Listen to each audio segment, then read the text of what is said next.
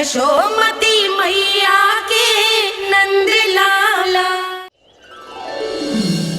हमारे हृदय को ही क्यों, पूरे गोकुल प्रदेश को शांति प्रदान करेगा जे।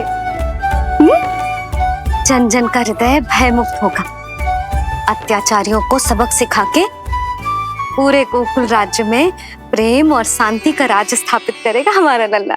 हाँ? अरे शेखर बचाओ कोई, शेखर भागो यहाँ से। तो फिर शीघ्र ही मुझे नहला दो मैया, ताकि मैं अपना कार्य प्रारंभ कर पाऊँ। तू मुझे टुकुर टुकुर देखता है, मैं अपने सारे कार्य भूल जाती हूँ। ऐसे तो तुम्हारी दृष्टि लग जाएगी लल्ला को। भला लल्ला को उसकी मैया की दृष्टि लगती है कभी? नीलमणि जे जल रहे हैं तेरी मेरी जोड़ी देख के। अच्छा? हाँ नहीं तो क्या हुआ मेरे लल्ला को?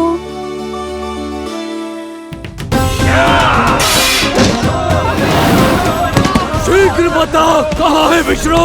ओहो, देर हो रही है। अब तो एक ही उपाय बचा है मेरे पास। ओ, क्या हुआ लल्ला को? हाँ, लल्ला को भूख लगो है? मैं लल्ला को दूध पिलाती हूँ। अरे मैया, दूध के लिए नहीं रो रहा हूँ मैं। इसकी लंगोट देख लो, कहीं गीली तो नहीं हो गई है। संभव ही ना है, अभी कुछ क्षण पहले तो बदली थी। क्या हुआ?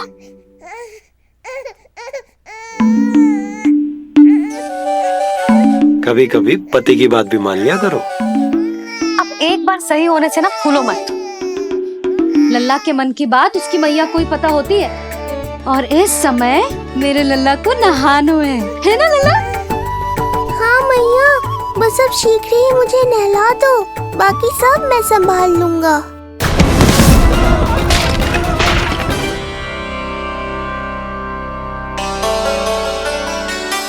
अब मैं अपने लल्ला को अच्छे से नहलाऊंगी, बिल्कुल वैसे ही जैसे उस माई ने सिखाया था।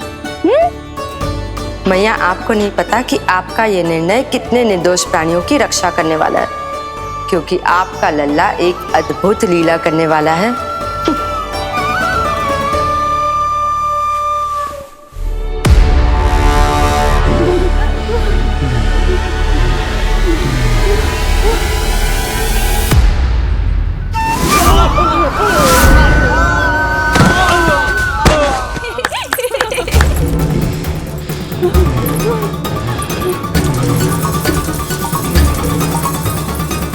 सबसे पहले करूंगी तेल मालिश और फिर थोड़ी सी कसरत।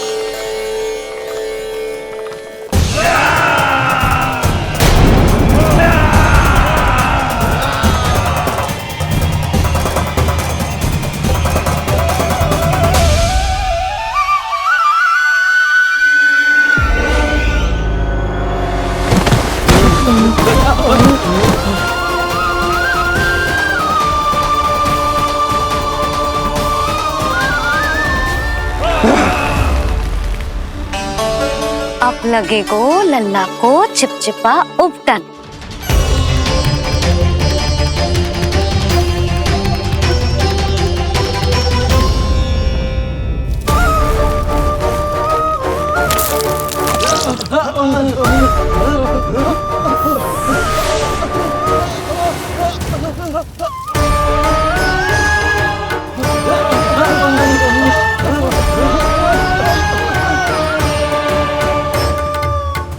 अब उपटन को सुखानो है ना, तो मैया और लल्ला बैठेंगे धूप में।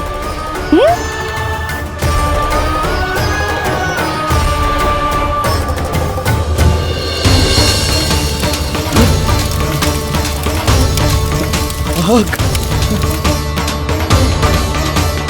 ये हुई ना बात, थोड़ी गर्मी का अनुभव करना भी आवश्यक होता है मैया।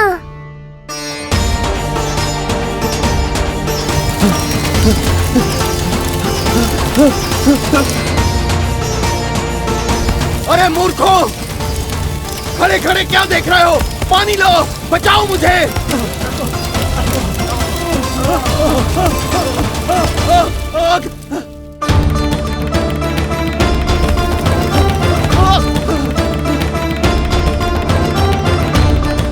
बस बस हो गयो लल्ला, केवल नहाना बाकी है। परम पराक्रमी महाराज कंस का सेनापति हूं मैं। अभी विष्णु भी मुझे रोक नहीं सकता।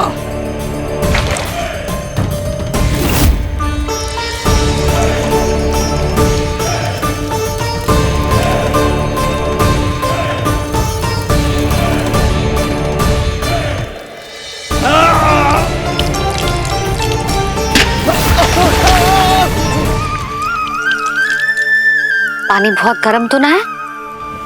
तेरे लिए तो नहीं, पर इन राक्षसों के लिए बहुत गर्म है ये जल।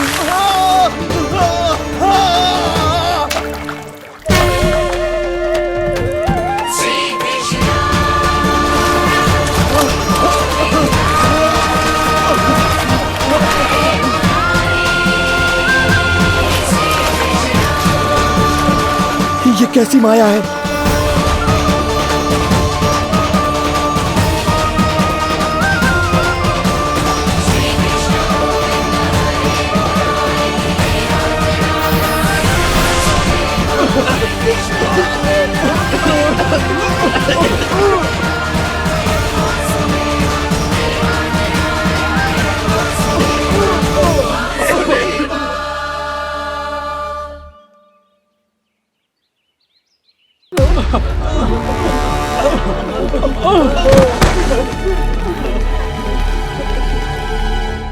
स्नान समाप्त।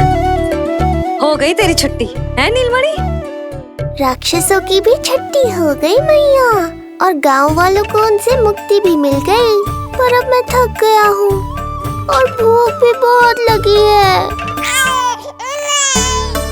अच्छा लल्ला, जब मैं दूध पिला रही थी तो पीना ना था, और अब बिलक बिलक के रो है। यशोदा, नीलमणि दिखतो तो मेरे समान है, किंतु इसके नखरे तुम्हारे जैसे। पंडित जी आइए। मैं तो पंडित जी के बारे में बताने आया था, लल्ला के सृष्टि पूजन के बारे में कुछ। अब तुझे 6 दिवस का हो जाएगा। हाँ यशोदा रानी, उस दिन से आप अपने लल्ला को नया वस्त्र पहनाएंगी। मैं सबसे अच्छे वस्त्र चुनूंगी अपने लल्ला के लिए। पंडित जी आप केशव भैया से कह देंगे आने को। आसपास के सभी गांव में ना सबसे अच्छी पोशाक वही सिलते हैं। यशोदा, तुम पंडित जी को काम सौंप रही हो, मैं चला जाऊंगा। अरे पर केशव भैया का घर देवी मंदिर के रास्ते में ही पड़ता है, पंडित जी को कोई कष्ट ना होगा, है ना पंडित जी? हाँ यशोदा रानी, कष्ट का प्रश्न कहाँ उठतो है, मैं संदेश दे दूंगा। आज्ञा दीजिए। अब मैं अपने लल्ला के लिए ऐसे वस्त्र सिलवाऊंगी जो आज तक पूरे गोकुल में किसी और बालक ने ना पहने हो।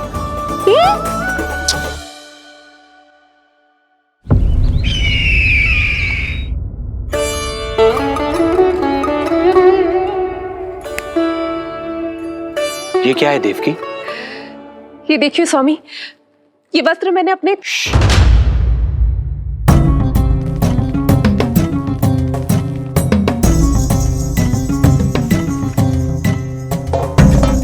ध्यान रखिए देवकी, यहाँ की वायु भी कंस की गुप्तचर है। किंतु स्वामी ये तो बताइए, ये वस्त्र कैसा है?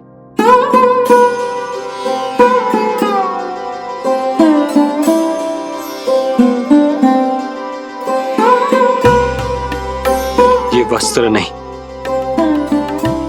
अपनी ममता सी ली है आपने। उस पे ये वस्त्र बहुत अच्छा लगेगा।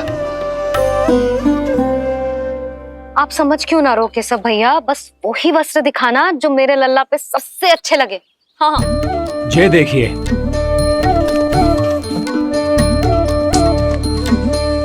अभी तक एक में भी आनंद ना हो है केशव भैया, है कि नहीं नीलमणि? ये भी ना बोल रहे हो, आप और दिखाओ ना।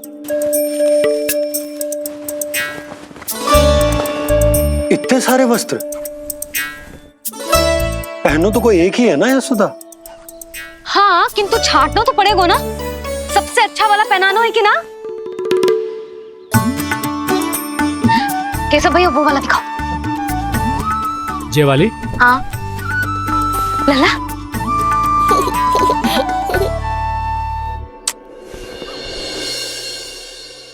हर माँ की इच्छा होती है कि वो अपने पुत्र को षष्ठी उत्सव के दिन सबसे अच्छे वस्त्र पहनाए। किंतु क्या ये वस्त्र उसके नाप का है? हमें तो ये भी नहीं पता कि वो कितना बड़ा हो गया, कैसा दिखता है।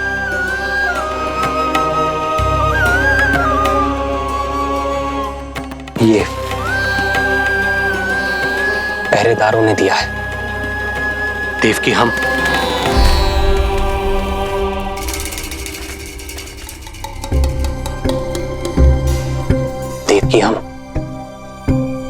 बंदी गृह में नहीं है, किंतु सच तो यही है, हम कंस के बंदी हैं। काश कोई उपाय होता, किसी प्रकार हमारा पुत्र तुम्हारे सिले ये वस्त्र पहन पाता। काश।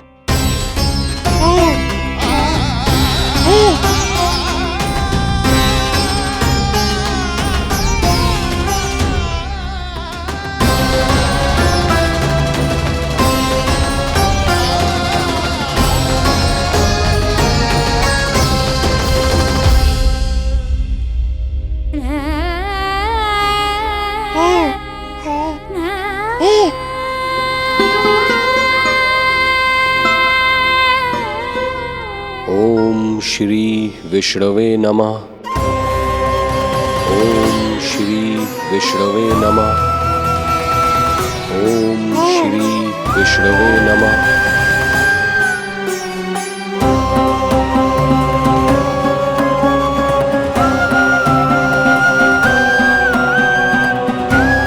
हमें तो ये भी नहीं पता कि वो कितना बड़ा हो गया,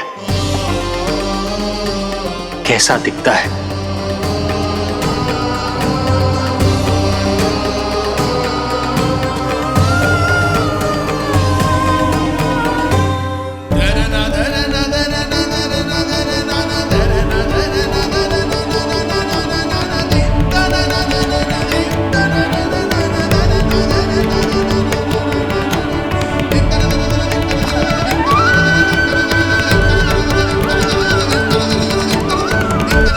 ओम श्री विष्णवे नमः।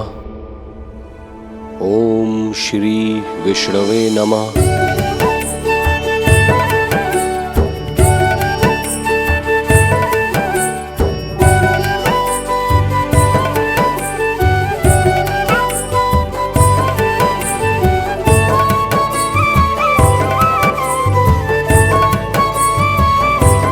ओम श्री विष्णवे नमः। ओम श्री विष्णवे नमः।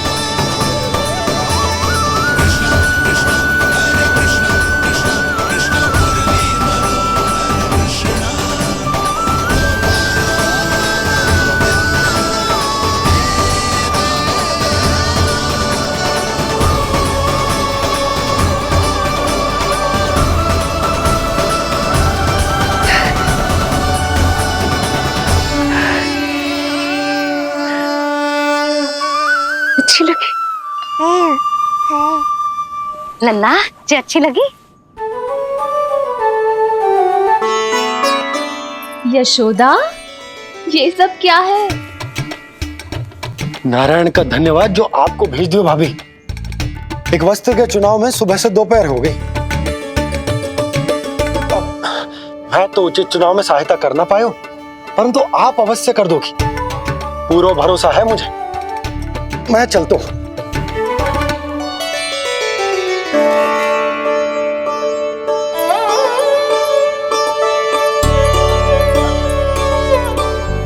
मैं क्या करूं जीजी? कोई वस्त्र मिलना भी तो चाहिए ना, जो मेरे नीलमणि के योग्य हो। समस्या तो गंभीर है, किंतु महारानी जी, इससे अच्छे वस्त्र आपको पूरे मथुरा मंडल में और कहीं नहीं मिलेंगे। चिंता की कोई बात नहीं है। हम ऐसे वस्त्र ढूंढेंगे जो हमारे राजकुमार को बहुत अच्छे लगे, है ना नीलमणि?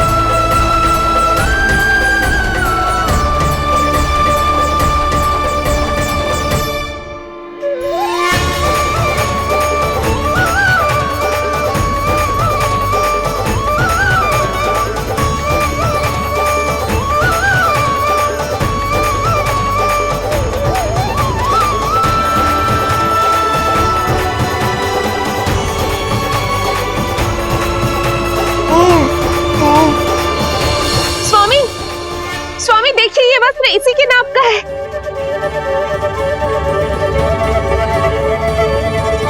ये बिल्कुल सही नाप है स्वामी।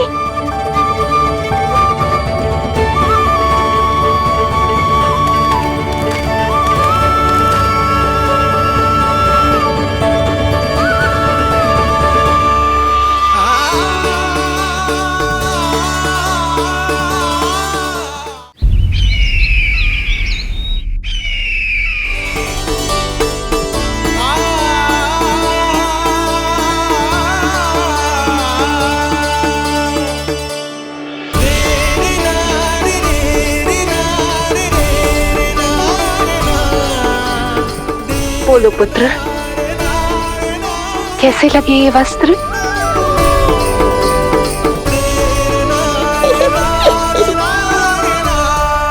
हम नीलमणि से ही पूछ लेते। बताओ लल्ला, तुम्हें कौन से वस्त्र अच्छे लग रहे हैं? बताओ।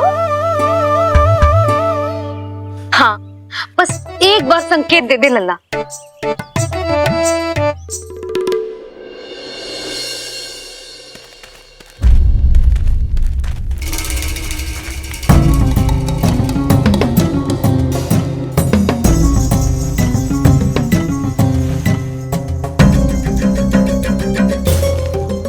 हमारी एक टुकड़ी घायल अवस्था में वापस आ चुकी है। अवश्य ही कुछ बुरा हुआ है उनके साथ। तुम दोनों सतर्क रहना, हमारे कंस महाराज कभी भी आ सकते हैं।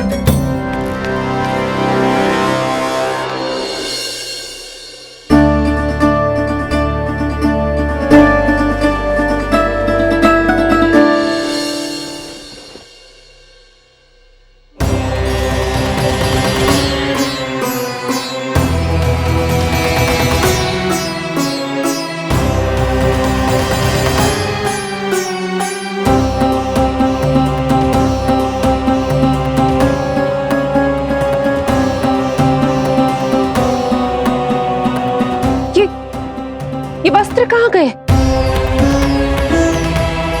अवश्य ही हमने स्वप्न देखा होगा देवकी। यदि स्वप्न था तो मेरे बनाए वस्त्र कहाँ गए स्वामी?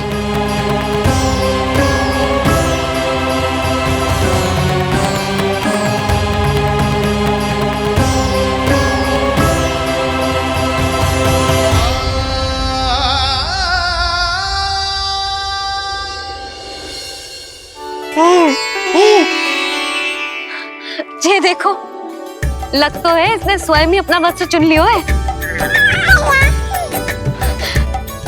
जे वाला दिखाइए। कौन सा? जे वाला? हाँ, जे वाला।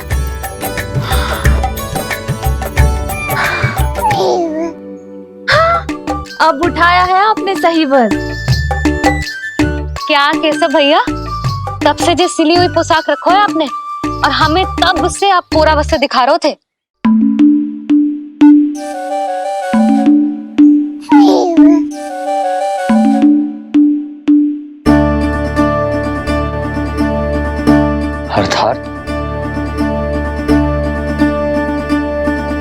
अर्थात हमारा पुत्र हमारे पास ना होकर भी हमारे साथ ही है।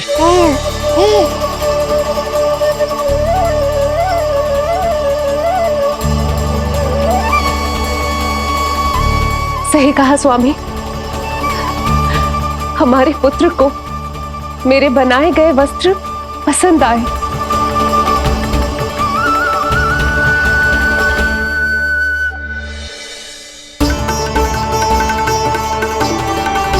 और उसने हमारी भेंट स्वीकार कर ली।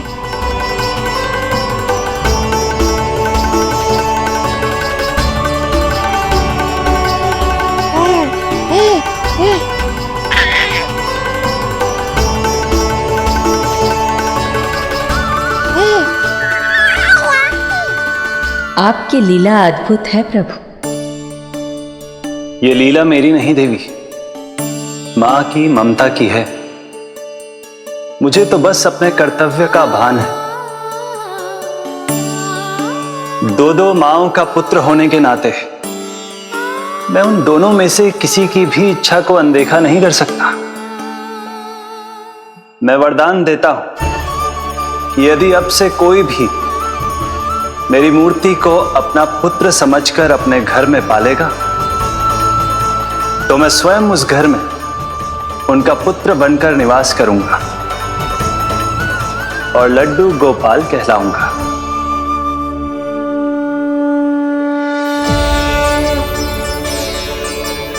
प्रभु, आप जहां होंगे मुझे तो वहां होना ही है। आज से मैं भी उस घर में सुख और समृद्धि के रूप में वास करूंगी और उस घर के प्राणियों की प्रत्येक इच्छा पूर्ण करूंगी। मैं बहुत प्रसन्न हूँ आज, क्योंकि मेरी मैया भी प्रसन्न है और माँ भी।